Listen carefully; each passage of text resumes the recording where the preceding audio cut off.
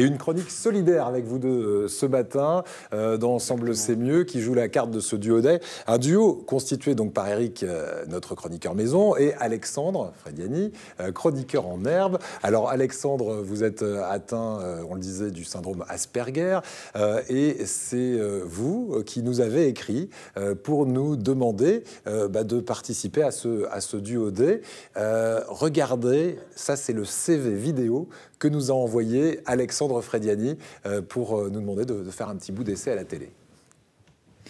Je m'appelle Alexandre Frediani, j'ai 86 ans, je déconne, j'ai 19 ans et comme je le disais plus tôt, je suis nouveau dans le monde de l'audiovisuel. Et je m'entraîne ici pour intégrer plus tard ce monde étrange, mais fantastique et aussi fascinant qu'est le cinéma. Pour l'instant, je n'ai pas de vécu filmique, cette vidéo est donc le premier gros pas que je fais, mais j'ai bien l'intention de prendre l'expérience au fur et à mesure que je progresse. Je suis plutôt volontaire, persévérant, ouvert à la critique, créatif et surtout, j'ai les idées. Voilà, alors c'est un extrait, ça dure environ 4 minutes 30. Et pendant qu'on était en train de visionner, vous étiez, Alexandre, la tête sur le bureau. Vous avez honte de ça? Parce que ça remonte à 1 an déjà. Erreur de jeunesse? On peut dire ça comme ça, disons que j'étais peut-être un peu trop ambitieux. Bon, c'est bien d'être ambitieux, mais voilà, j'ai voulu faire une première expérience là-dedans en commençant avec du matériel assez plutôt pas mal. J'étais au Grand Rex de Nouméa à l'époque en tant que stagiaire, et j'ai profité pour leur emprunter du matériel pour réaliser mon CV vidéo. Ça remonte donc à 1 an déjà. Et depuis ça a bien évolué et maintenant... Quand on a 19 ans, 1 an c'est beaucoup. Oui, c'est ça. Si je devais y apporter des modifications, ce serait vraiment très très différent. Bon, mais en tout cas, n'ayez pas honte, puisque c'était une entrée en matière qui nous a fait sourire et qui nous a donné envie de vous rencontrer. Alors, comment est-ce que vous avez travaillé tous les deux? Et maintenant, je vous envoie la balle, parce que c'est à vous de travailler sur cette chronique, de bosser, Eric et Alexandre. D'abord, déjà, vous savez que moi, je fais des chroniques sur le développement durable. Et le développement durable a un pilier qu'on oublie souvent, c'est le pilier social. Une société, si elle ne se débrouille pas pour donner une place à tout le monde et à chacun, elle ne peut pas fonctionner durablement. Ouais. Voilà. Alors, pour commencer cette chronique, on va revenir sur l'origine du mot handicap. On a commencé par parler beaucoup d'ailleurs, Alexandre. Oui, nous les Aspi, et généralement nous les quoi les Aspi pour Asperger. D'accord, les Aspi, c'est les Asperger, très bien. On n'aime pas tellement le terme d'autisme, parce que ça a pris récemment une connotation plutôt même très péjorative.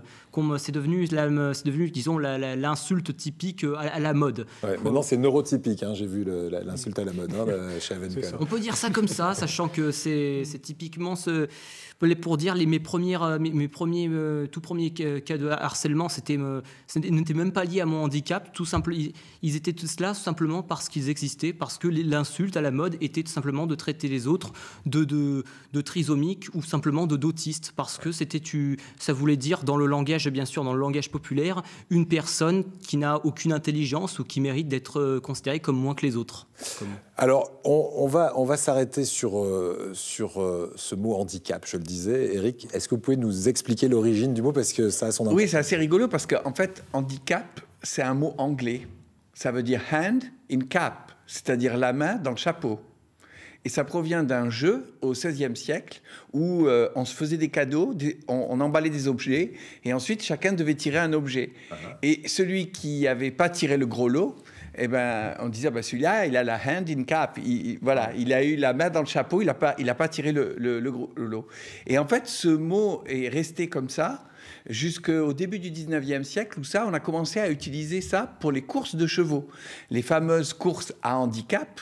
Et on oublie que la course à handicap, c'est une course où on va rajouter du poids pour donner la même égalité des chances à tout le monde. Donc celui qui est un peu plus léger, on va lui mettre un peu plus de poids, ou celui qui va d'habitude un peu plus vite, on va essayer de le ralentir, pour donner l'égalité des chances. Voilà. Et c'est que après, dans les années 50, que le mot handicap a pris le sens qu'il a aujourd'hui.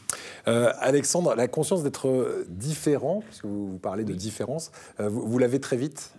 Je l'ai ressenti, je pense, dès le début de ma scolarité. De base, je ressentais déjà dès le début que j'étais différent des autres, je ne sentais pas forcément que j'étais handicapé ou même ou Asperger ou quoi que ce soit, parce que déjà, je n'avais aucune conscience de ce mot, je ne savais pas ce que ça voulait dire, juste que j'agissais différemment des autres, j'avais un comportement différemment, je voyais le monde différemment, j'osais à la place de jouer au ballon ou à d'autres jeux avec les autres, j'osais me dessiner ou même lire dans la cour de récréation, que des choses comme ça.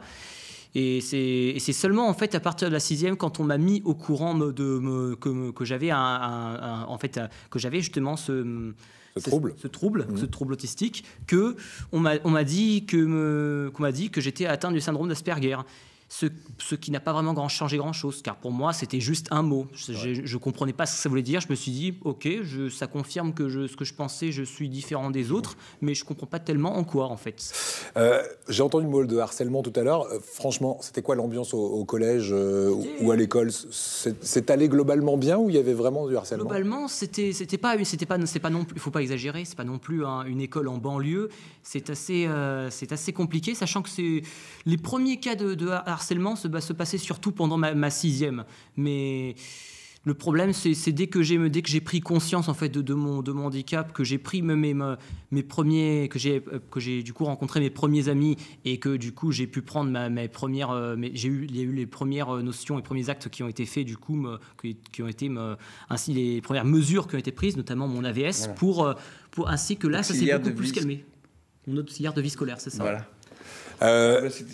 Éric, on va maintenant, parce qu'on est pratiquement à la fin de cette chronique, vous demander de revenir sur cette situation de handicap dont on parlait tout à l'heure. Et vous me dites qu'elle est toute relative, cette situation. Oui, parce qu'on est tous en situation de handicap à un moment donné ou à un autre. Je suis sûr que moi, si vous me donnez un violon, par exemple, je vais être vraiment en situation de handicap et je ne vous sortirai pas une note. Et puis si je vous demande de m'expliquer les fractales en mathématiques, ça va être très compliqué pour moi, effectivement. Et là, je vais être très handicapé.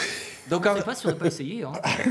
Donc, en réalité, dans la vie, on est tous en situation de handicap à un moment ou à un autre. Et ça devrait nous permettre de relativiser et de voir les choses différemment. C'est simplement accepter l'autre tel qu'il est.